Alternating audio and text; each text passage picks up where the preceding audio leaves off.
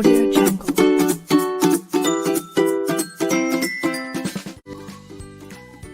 Assalamualaikum warahmatullahi wabarakatuh, rekan-rekan BNI sekalian. Selamat berjumpa dengan lembaga training Unicom.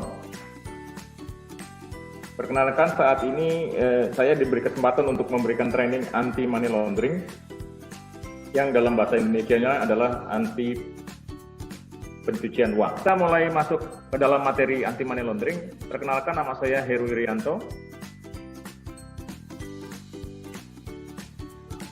Saya praktisi perbankan, kurang lebih 30 tahun di perbankan dan saat ini sudah purna bakti sejak tahun 2017. Oke. Ini adalah materi yang akan saya bawakan, yaitu anti money laundering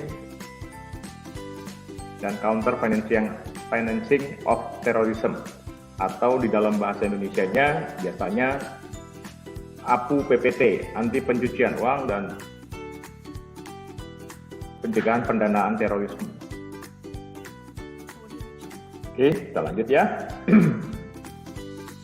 Introduction-nya yaitu mengenai definisi yang dimaksud dengan definisi money laundering, yaitu adalah pertama, perbuatan menempatkan, mentransfer, membayarkan, membelanjakan, menghibahkan, menyumbangkan, menitipkan, membawa ke luar negeri, menukarkan, atau perbuatan lainnya atas harta kekayaan yang diketahuinya atau patut diduga merupakan hasil tindak pidana dengan maksud untuk menyembunyikan atau menyamarkan asal-usul harta kekayaan sehingga seolah-olah menjadi harta kekayaan yang sah.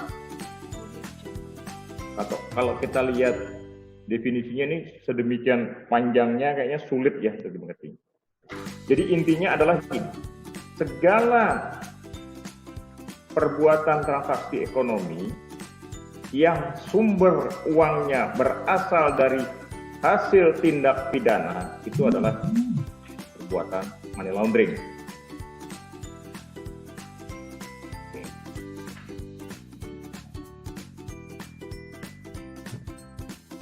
Terus untuk definisi pendanaan terorisme adalah penggunaan harta kekayaan secara langsung atau tidak langsung untuk kegiatan terorisme atau organisasi teroris atau teroris perseorangan.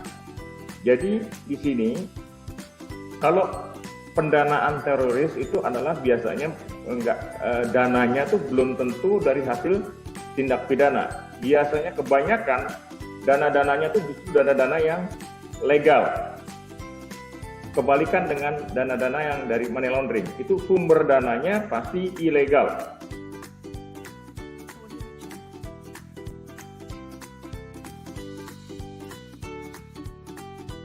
Oke, sampai di sini ada pertanyaan? Halo, cek. Oke. Jadi ambil contoh gini, bila saya mendapatkan kiriman dana dari teman di luar negeri, anggap saja saya nggak tahu sumber dananya dari mana. Yep. Nah, dana itu sebagian saya belikan letakan emas, sebagian saya simpan di bank, dan sebagian lagi saya belikan lahan. Apakah ini masuk kategori money laundering, Pak? Apakah Biabang akan selalu menanyakan sumberan dana yang saya dapat kalau sifatnya perseorangan? Terima kasih Pak Heru. Oke, saya coba menjawab pertanyaan Mas Teguh ya. Gini Mas Teguh,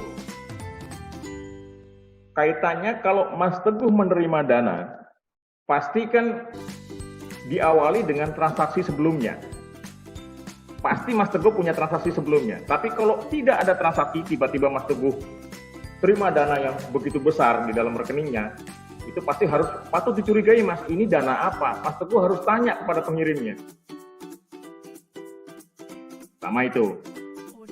Karena nggak mungkin tiba-tiba sekonyong-konyong kita nggak tahu apa-apa di rekening kita kemasukan dana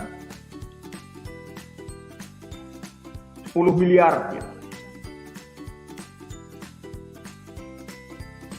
Itu misalnya gitu ya.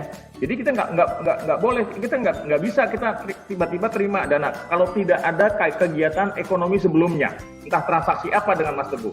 Lain halnya kalau sudah Mas Teguh mengetahui transaksi, itu tidak bisa kita kategorikan sebagai money laundering. Tapi kalau Mas Teguh tidak tahu apa-apa, tiba-tiba kekirim uang sejumlah 10 miliar, kemudian oleh Mas Teguh dibelanjakan ini itu bisa dikategorikan money laundering.